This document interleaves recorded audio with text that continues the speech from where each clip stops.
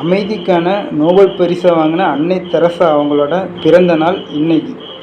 Nobel பரிசுங்கிறது சட்டப்பைக்கிலேருந்து எடுத்து இன்னும் வச்சிக்க அப்படின்னு ரொம்ப எளிதாக கிடைக்கிற விஷயம் ஒன்றும் கிடையாது. மனித குலத்துக்காண்டியே உழைக்கிறவங்களுக்கு தான் நோபல் பரிசு கொடுப்பாங்க. இந்த அமைதியை தேடி தானே மனிதன் இந்த ஓட்டம் ஓடுறான்.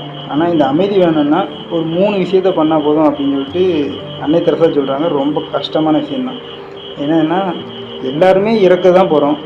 ஆனால் இறக்குறதுக்கு முன்னாடி கொஞ்சம் இரக்கத்தோடு இருப்போம் அப்படின்னு சொல்கிறாங்க.